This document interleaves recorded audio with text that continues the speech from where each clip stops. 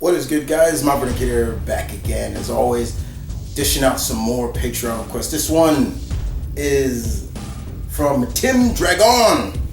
What's good, Tim? As always, dishing out another one of Tim's requests, and this time around it is 10.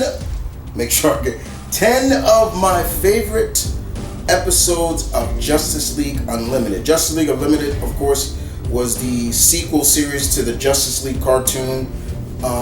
Justice League Unlimited had 39 episodes. It ran for technically 3 seasons. And I'm here to talk about basically some of my favorite episodes. I will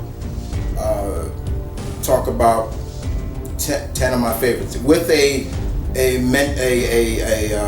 mention of one, an honorable mention. So I hope you guys enjoyed this. I hope you remember these episodes, and if you don't, go back and watch Justice League Unlimited to get a good taste of, okay, I can see why Chris liked this episode so much. So let's kick it off. Number one, of course, is the initiation. This is the first episode of Justice League Unlimited. This is the episode that a lot of people got introduced to the animated version of Oliver Queen Green Arrow.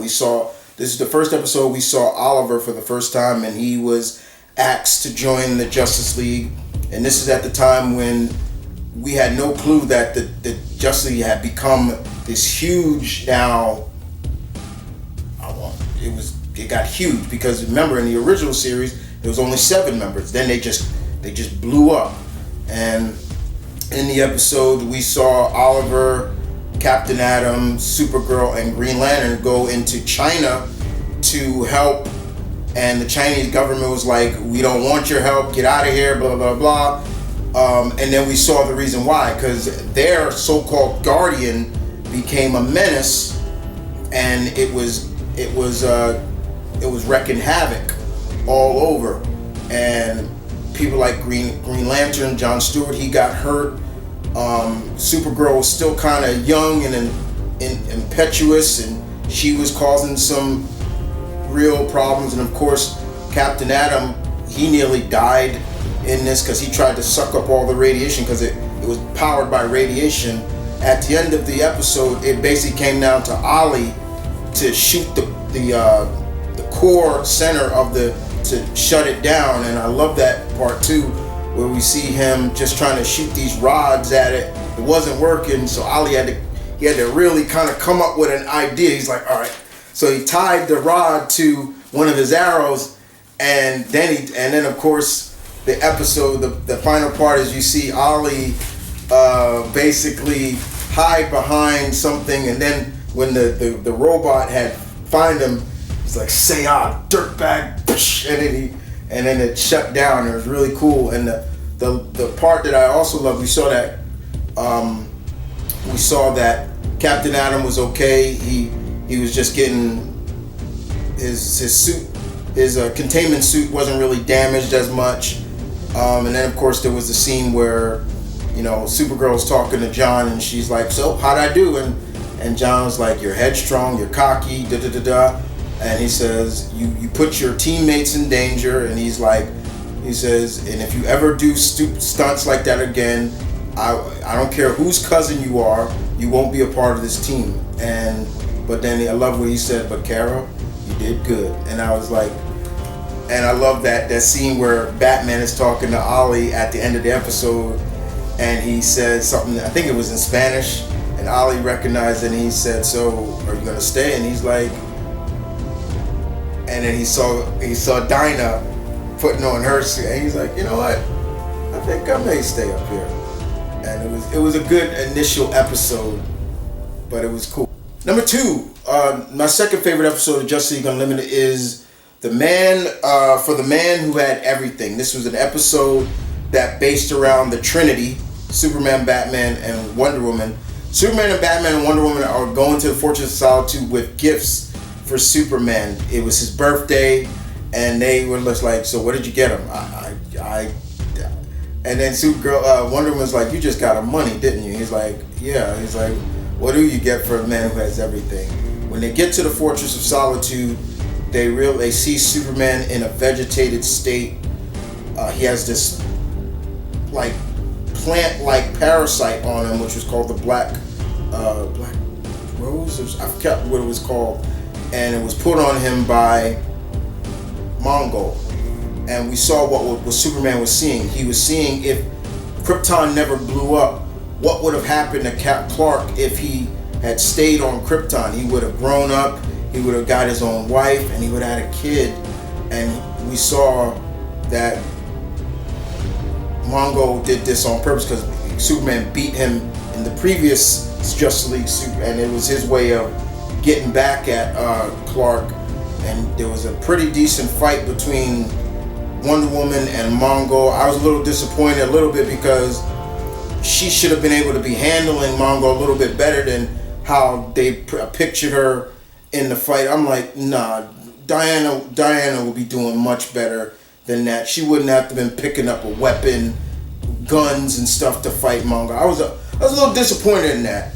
While Clark was trying to get the plant off of, and you know, it was starting to get to, he started to realize that maybe this was a dream. And of course, you can hear Bruce telling Clark, he's gonna kill her, Clark. You hear me? And like, you get off of Superman, it latched on to Bruce, and in there, Bruce got to see it brought out the best in something that you wanted, your desire, and Bruce got to see what would have happened if that night when Joe Chill pulled the gun and killed Martha and Thomas Wayne, Thomas was able to just beat Joe Chill up, and you just see young Bruce like, get him, Dad, get him, and it was really cool. But it was really cool to see Clark just beat the shit out of Mongo. He was like, you realize what you done? Like, and he was whopping and beating the crap out of Mongo. Mongo's face looked like mush at one point, and then of course Diana threw it on him, and that's how they were able to beat it. But it was a really good episode. I loved that episode. It made me cry just to see Clark have to give up his illusionist son and tell him that I'll always love you. I was like, oh, come on, don't hit me with this. But it was good. I loved this episode. For the man who had everything, was a great episode to a T. I loved it. Number 3 on the list, Kid Stuff. Kid Stuff was loosely based off an episode, a comic of Justice League, The World Without Adults. I believe that was the name. I can't remember it. But yeah, it was The World Without Adults. It was loosely based off of this. So basically you hear Morgan Le Fay and her son Mordred are still trying to, finding this artifact, and so she can get Mordred her kingdom, his kingdom. They do get it. Mordred finally is like, I'm tired of doing it your way, mother, so I'm gonna do it my way. And she basically he gets rid of all adults in the world. And we had the Justice League fighting members, and we saw Wonder Woman, she was fighting Cheetah, there was KG Beast in there, there was Copperhead, all these people, and the world all the adults went away, and they went to this dimension. And I remember Copperhead was like, we went to the bad place, we're all dead. And then Cheetah's like, calm down, Copper.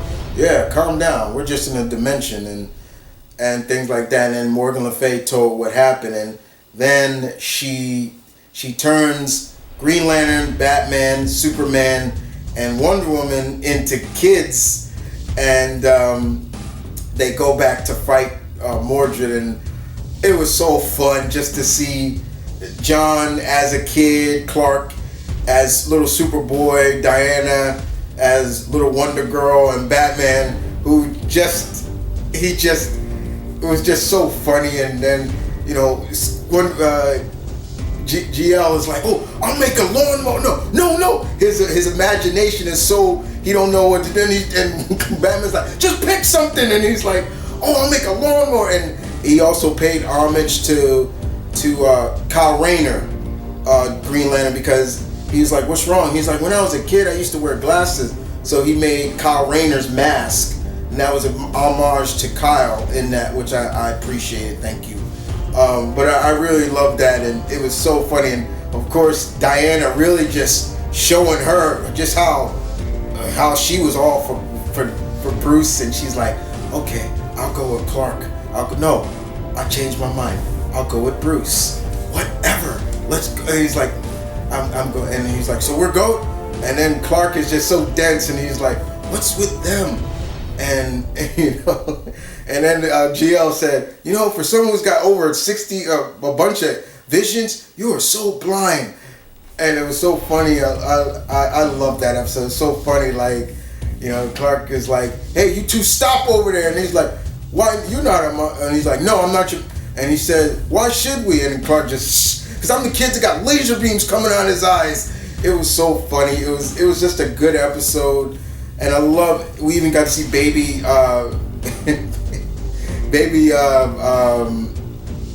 Etrigan, which was funny. And I love at the end of the episode when everything went back to normal, Diana said, it was fun being a kid again. And the line that Bruce gives, it just, it hit hard. And he said, I haven't been a kid since it was like, damn, that hit hard. But it was a good episode. It was a fun episode just to see, them as kids and how they would act if they had their powers as kids and things like that. And of course, Bruce he had no power, so a lot of times he was outclassed, and he had his batarangs. He was just going, and then Diana's like, you okay, big guy? I'm done. Put me down. And he just walks away sulking.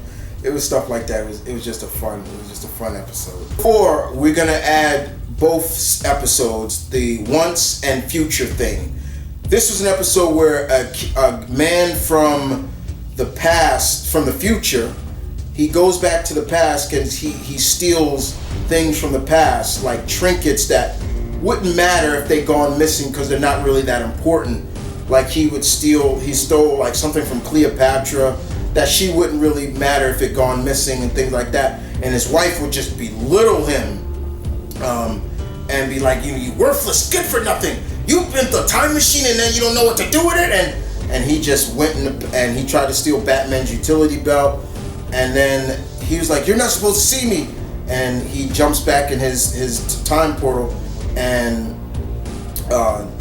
Bruce, Diana, and John chase after him, and it looks like they're right behind him, but they're not. They got there like months after, when they find out they're in the Old West. They're in the 1700s, Wild West, Oklahoma to be exact. And they get surrounded by these bandits, and they're telling them, welcome to Elk Ridge, Oklahoma, ma'am. And then he's like, and she's like, you want money? And he's like, and the funniest part is like, they were like, y'all circus folk? And he's like, no, not really. And then of course Diana, he's like, they start going after Diana, and Diana's just blocking these bullets with her, and she's like, these are the slowest bullets ever. And Bruce is like, you gonna let them go? And then not really. And she grabs them. They steal their clothes, and and I love it. It was so funny because at the time, she's like, it's either a forgery or as Bruce would say, just as I expected. And he says, look at the date, 1860. And he's like, and I love where Diana's putting on their clothes. She's like, these shoes are killing me. And Bruce says, you fight crime in heels. Like, yeah, high heels that fit. And aren't you gonna wear those, John? And he's like, was the shower invented yet? So he just used his ring and put on a suit. And he even tells Bruce, he's like, those empty holsters ain't gonna scare nobody. You sure you don't want these guns? Positive. And it was just so funny. And they see everything pay out. At the end of the episode, they do find the man they're looking for, and we get to see some classic DC Western characters like El Diablo, Pow Wow Smith, or Aisha Smith, but we know him as Pow Wow Smith, and of course Jonah Hex himself. And I love that. He's like, Jonah Hex ain't got too much time for Gilly Gabbard and things like that. It was fun. It was a really good episode, and they played up the Western motif. It was real good, and you saw the town by this guy Tobias Manning. He would travel to the future and get future tech and bring it back. So that's why he kept the town under his rule, and then they ended up in Neo Gotham, and that's where they fought all like members of the Jokers, even Harley's granddaughter. She was there, and it was fun. And we got to see an older Static and Tim, and of course we got to see who Warhawk really, who is he really? Because we saw these characters we saw some of these characters in Batman Beyond, and now we got to see Warhawk, who he was, and we found out that Warhawk is actually Rex Stewart, is actually John Stewart and Shayera's son. So it was really cool because when they got there, he saw John and he said, "Dad," and it was just like, oh. And then when they finally got there, when they finally were able to get free of the old Jokers, because they were more powerful now, because Kronos was able to give them more power, so they were able to handle the Justice League like they were kind of whooping them at times, and it was like, whoa, because I was like, they weren't that powerful before, but yeah, it was fun to watch. And then of course that's when you saw it. And I love when John talked to Virgil. He's like, last time I saw you, you weren't even old enough to drive, and he's like 65. It's the new 30. It's funny to hear both of them talk because they're voiced by the same actor, which was fun. And then of course Bruce got to see his older self, and that's when John asked, and he's like, this is a little weird for all of us. I'm Rex Stewart. And he says, your mother, who is she? And he's like, it's kind of obvious, don't you think?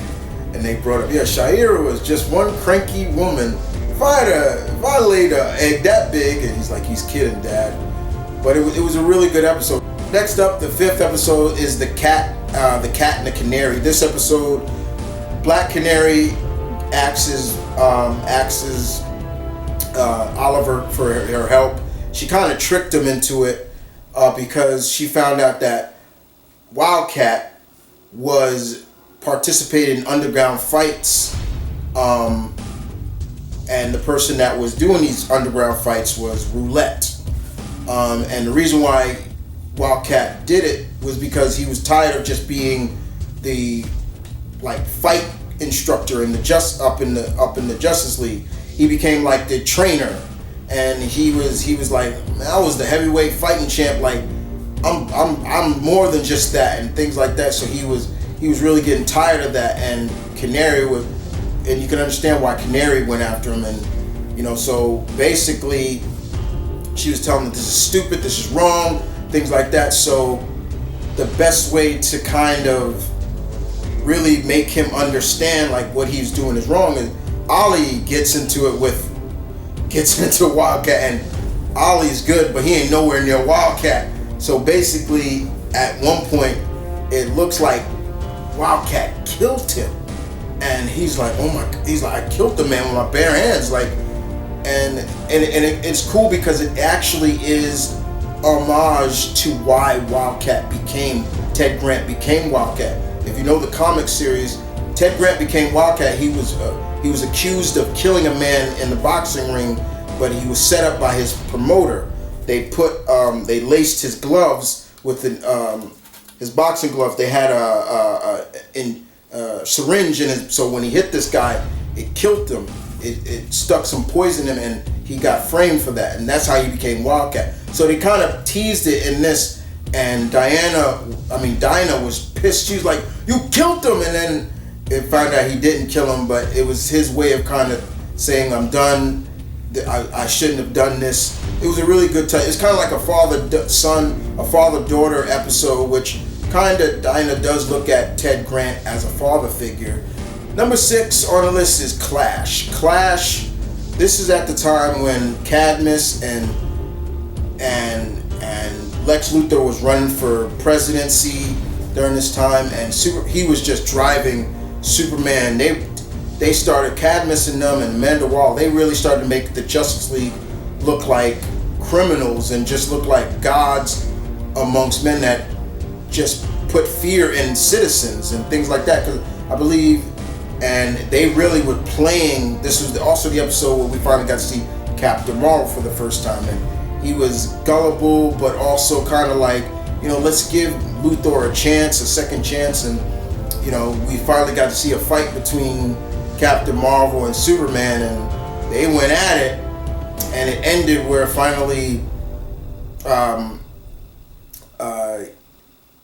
Captain Marvel said Shazam, and Superman just picked him up and put the lightning bolt in front of him, and then he turned back into Billy Batson, and then he tried to say it again, and he said, "Fight's over, son." And it was just like, and that was it. By the end of the episode, Captain Marvel, this was the only episode that he was in, and Captain Marvel gave this speech about what the Justice League meant to him, but now experiencing what they are, he kind of had second thoughts about it, and he's just like, you guys are not what I thought you guys was. It was almost like an episode of, like that old saying, don't meet your heroes because they'll disappoint you, which to me is a bullshit answer, because I've met many of my heroes and they turned out to be just as much as I thought they were, so I don't believe in that. But it was a really good episode. It was the only episode of Captain Marvel, and we never saw him again. After that, he just went away. And this was the thing that I had an issue with sometimes with some of these episodes. You bring in these iconic characters and then they just go away. They're never seen again. It was like, what the hell? Like, why'd y'all do that? I would love to ask Bruce Timm that. Like, why did y'all do that? Y'all bring in these characters once, and then that's it. Captain Marvel had a better role in Young Justice than in Justice League. So yeah. Number 7 on my list, of course, is the Patriot Act. This is the episode where General, I'm forgetting his name, but I believe J.K. Simmons voiced him. There was a general that was it Lang? I don't think so. But he was part of Cadmus. And after Cadmus was taken down, after they got played by Luthor, he was just like, you can't do this. While they're still bad. The Justice League is still bad. And he took the Captain Nazi formula, and pretty much he became like Hulk. He just looked like a wannabe Hulk. Just that, what if Hulk had a tusk that came out of his mouth? And in this episode, we see some of the Justice League members: Stargirl, Stripes, Ali, Shining Knight, the original Vigilante, and they were basically at this parade for Superman, and all of them were like, people of Metropolis like, where's Superman? Who are these guys? I don't want to see some cowboy and all this other but Vigilante was able to get people behind him, and then they came and fought. And this was a good episode because it showcased how much do the people just respect superpowers, or do they respect more than just Superman for what he is. And I loved it. It was a really good episode because they were getting whooped. Stargirl, Stripes, all of them were getting whooped. They even, Ali even said, we need more help. They brought down the Crimson Avenger, the original Crimson Avenger, and then of course he said, and my former sidekick, his partner, Speedy. So it was finally we got to see Speedy, and at this point they were fighting, and then they said, you got your quantum arrow? Yeah, use it. And so they pulled out their quantum arrows and shot, and they thought that would take them out, but it didn't. At the end of it, it came down to Shining Knight, and I'm forgetting the general's name, and he was talking about, you're no general. He's like, I knew. He's like, you're wrong, because he talked about, he's like, my king Arthur made a mistake, and things like that. He wanted me to burn down a village, and he's like, you were a terrible soldier, things like that. He's like, nay. And I'm not gonna do that. He's like, nay, I knew my king was wrong and things like that. And he's like, that magical armor won't protect you for long. And then it came down to this, the citizens of Metropolis defending them, and it was like, yeah, you talking about everything, blah, cut the act. It was really good. And he's like, you're wrong. They're gonna kill you and everything like that. They're wrong. And he's like, you're the only one with superpowers here. And so he's like, all right. He's like, I get it. He's like, yeah, I became what I hate the most. It was basically like a Thunderbolt Ross, because that's what he was. And it was like Ross and Hulk. And there are times I'm like, how did they get away with that without Marvel like, we could sue y'all for this? Like, there were times, I don't know how, there were clear, blatant copying of characters in some of these DC cartoons. I'm just like, how did Marvel not say, we're gonna sue you for this? Like, what are you doing? Like, because all he was Hulk. That's all he was. But it was really good, and I love the episode where after that, Shining Knight, told the mother, the little grandmother, he's like, and she said, "No, you just get better, son." It was really, he said, I want to thank you. It was really good. It was a really touching episode. I love this episode because it just showed, in a sense, you don't need superpowers to be a hero. Superheroes have superpowers. Heroes, you could be a hero and not have powers. And none of these characters. Stargirl doesn't really have powers. It comes from that her rod. Stripes is his suit. Shining Knight he's just a knight. But he has magical armor and a magical sword. Vigilante is just a guy with guns, and it was a really good episode. But it was some blatant copying. It was just like, oh my God, how did they get away with that? That was how I was looking at it. It was like, bro, what? Like, just stuff like that. It was funny. Number 8 on the list goes to Grudge Match. Grudge Match. Huntress started seeing Canary kind of off her game. Like, she was tired, and she would let like lightweight criminals kind of get the best of her, and she started following Canary into like Bloodhaven and things like that, and we started seeing that she was in a underground fight circuit, and we started seeing her fighting other Justice League members, but they were all female. And then we found out who was controlling them, Roulette. And when they started to when Huntress was able to, they tried to get help, but they couldn't. And so they had to fight to get some of the girls that, you had Vixen, Hawkgirl, Fire, people like that. They were all, and once they were able to get everybody, the controls off of them, there was one that everybody was hoping, I knew it was there, and then we saw when she came up, Diana, and the look on the ladies' faces, they were like, oh shit. They were like, oh God. And it was just Wonder Woman literally wiping the floor, a controlled Wonder Woman wiping the floor of all the females. There was even one point where Vixen turns used the power of the elephant.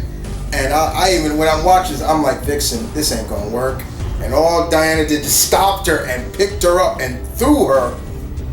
And she went crashing. Now, mind you, she still has the power of the elephant and the weight and everything. So when she fell, it was like a giant-sized bull elephant just dropping. It was really interesting. You saw Diana going at it with one Hawk Girl. Canary, they were like, because they were in this bubble.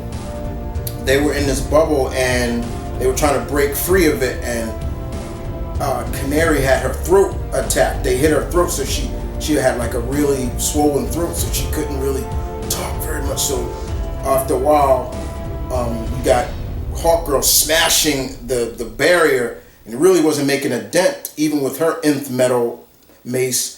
So Canary's like, stand back, cover your eyes. And so she mustered all the strength she could to do her Canary cry, and it broke it a little bit, but it wasn't enough. But they were able to finally get the control off of Wonder Woman after they were getting whooped. And all the women, like even Fire was like, what did I do? And she was like, yeah, we'll talk about it later.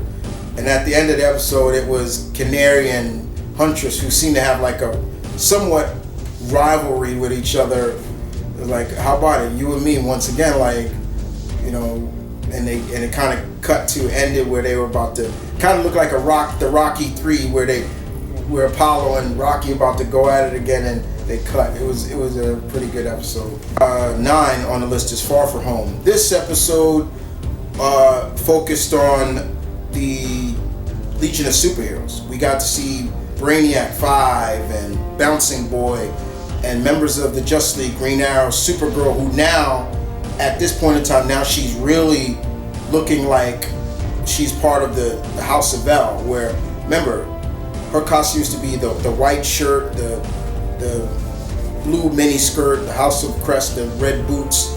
Here now she looked more like, you know, she Supergirl, everything from the blue to the, and they even talk about it. She even now looks more like you, and Clark is just a little, you know, he's kind of being the big cousin, because technically Supergirl is the older cousin, and things like that. And then they go to the future, and we see them fighting the Fatal Five and everybody like that, and you know, they're hearing about their future. Some of them like, no, I don't want to hear this. But yeah, in the future it says that they said that Supergirl never returned back to the present, and we find out why. After a while, the episode was really good because it was Supergirl versus a fully controlled Legion of the Legion of Superheroes were being controlled, and she fought. She was protecting. I forget what city she was protecting, but she fought them, the Legion, as well as Green Lantern, and it was kind of an homage to the famous scene where Superman is holding, you know, Supergirl from Crisis, but it was different. It was the Legion behind, and GL was holding her, and it was just like, but she was alive. But we found out the reason why she didn't go back, because she fell in love with Brainiac 5, and once she came back, Green Arrow and Green Lantern gave Clark a message, and it was a message, you know, for him, basically saying, "I love you. I'll always love you, Clark, and tell Ma and Pa that I'll miss them."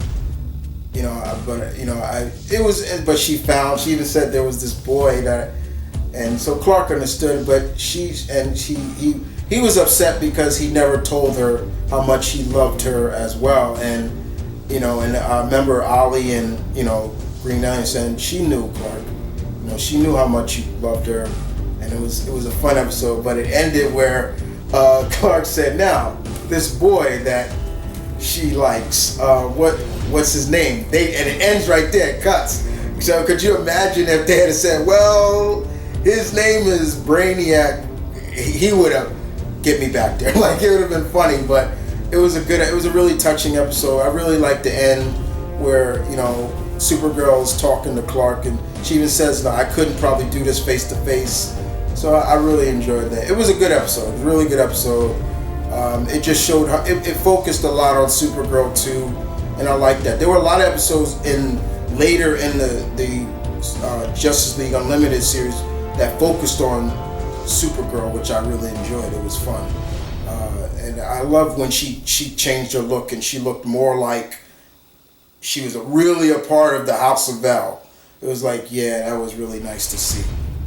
But yes, it was a really good episode. Yes, indeed. On my list is the episode "Divided We Fall." This is at the end of the season 2. I believe, yes. After season 1, finally we realized that Lex and Brainiac had fused together and became this being. And this probably was the episode where we finally got to see the original 7 back together. Because at this point in time, the original members of the Justice League, the original 7 members were not together. They were always broken up or split up and things like that. So it was really cool. One of the biggest parts of the episode for me is at the end, which was the highlight of the episode, where we saw Brainiac and Lex Luthor had Flash at his mercy, and he was like, the question was right, I kill you and Armageddon happens. And he says, you know what, I think we'll do it the old fashioned way. So he made a gun, and he says, and Wally vibrates himself out of the grass, and he says, are you gonna fight me, boy? And then he runs away, and it looked like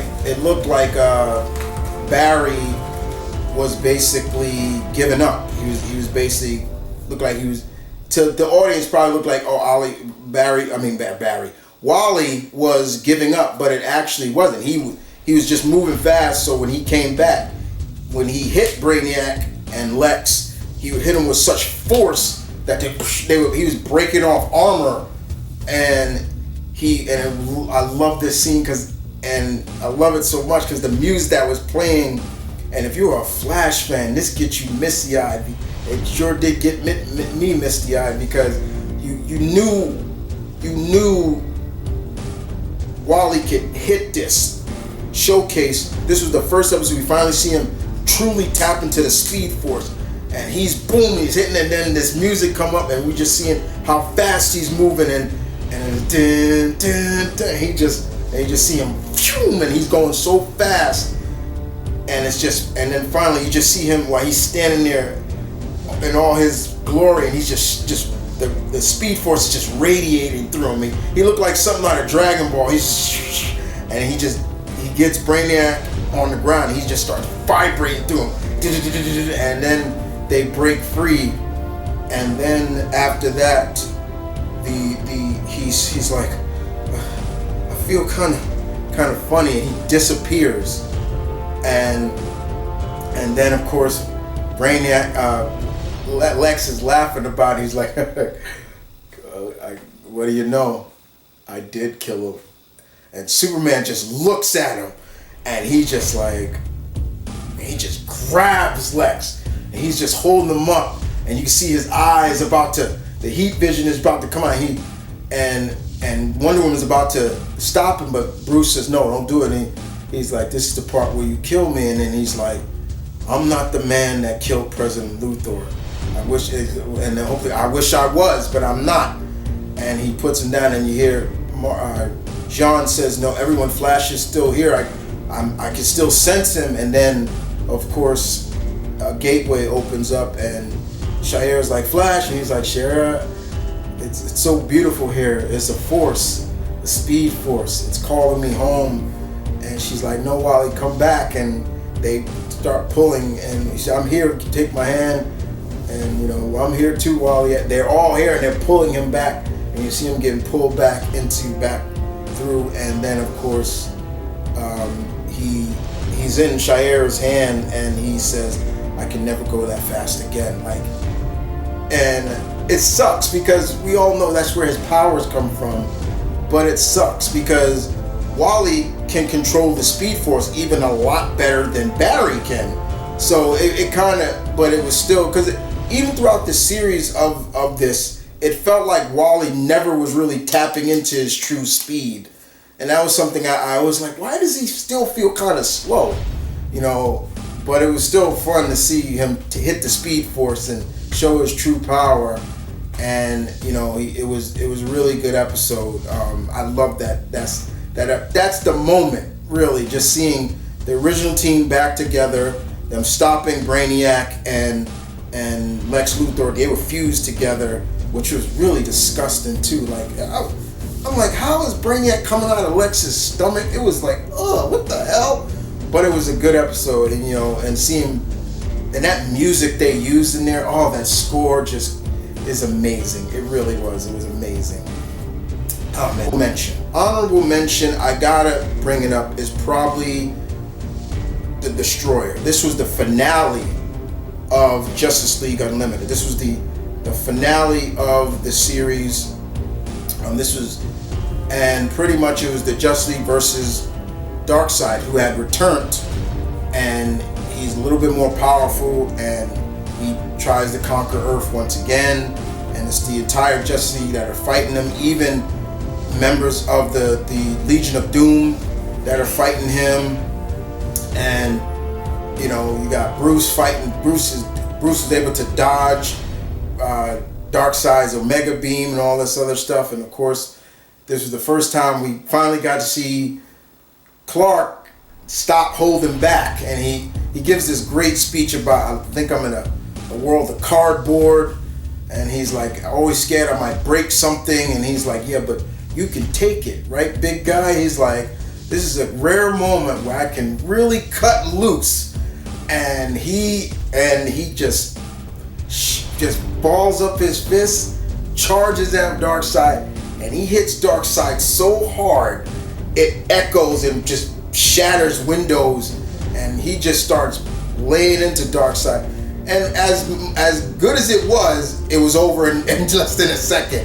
Darkseid just hits him with this, and I'm like, that's it. I was a little pissed off at that. I was like, I wanted to see Clark really fuck Darkseid up, like let him cut loose, like him probably hit Darkseid on the space and just start fucking him up. But they never did that. As soon as he flew into him one more time, and then this beam came, and it was just there. And then we finally got to see what happened. It ended where Lex gives Darkseid the anti-equation that he's always been looking for, and it ended there.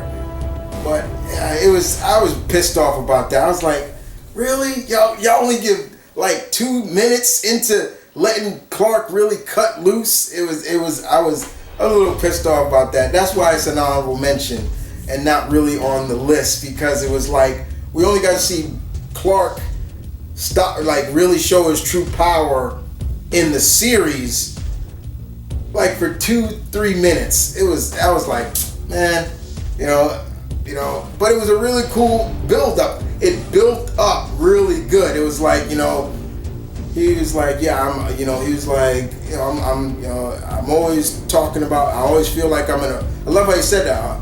That's how I feel. I feel like I'm in a world of cardboard. Always feel like I'm gonna break something if I go too hard or too strong. And then he's realized, but he's like, yeah, but you're strong enough to take it. He's like, but you can take it, right, big guy? And then he's like, okay. So this is a rare edition where I can cut loose on somebody, and then he just, and then just, and then he just goes flying through, and it had a little symbolism of Dragon Ball, because how fast Clark was going is like he was teleporting, and he's bam hitting him back down and stuff like that. But then after that, it was like he got, I think, 2 hits, and then after that, this beam of energy comes up, and that's it. And I was like, man, what the hell? I was pissed off. But yeah, guys, so there you have it. This is probably I'm gonna try to edit as much as I can out of this, but a long video, guys, but it just still shows how much I love these episodes. I could still watch these episodes. I watch these episodes constantly when on my collection, or just, I'm like, I don't want to pull out my Blu-ray or stuff. Let me just watch it on Netflix. I'll go straight to these episodes all the time. These are just some of my favorite episodes. I always love Justice League Unlimited. I love the Unlimited. I will say I probably had more favorite episodes of Unlimited than of the original Justice League series. I have some favorites, but Unlimited, you got to really kind of see Bruce Timm and his team really kind of explore the entirety of DC. Even though I felt like some episodes, they only showcased one part of this character, and then that was it. But it was still good, and I loved it, and I thought, okay, we're gonna see more. Like I said, we only saw Captain Marvel once. We saw Wildcat, like a real episode focused on Wildcat once. Even Hawkman got like more episodes. He got like 2 to 3 episodes. But outside of that, it was still fun. It was a good run. I missed it every day. I missed the old school DC animated universe. It was great, and yeah, man, it was good. So there you have it, guys. What are some of your favorite episodes of Justice League Unlimited? Not Justice League Unlimited. What are some of your favorite episodes? Please leave your comments in the section down below. I want to thank Tim Dragon for the request. He even said this may be a long one, and it was. I'm sorry, guys. I'll try to edit as much as I can out of it, but I gotta keep my parts that I feel are reserved, because at the end of the day, I love this stuff. It's still a part of me. And I hope you guys enjoyed this. I'll see you guys next time.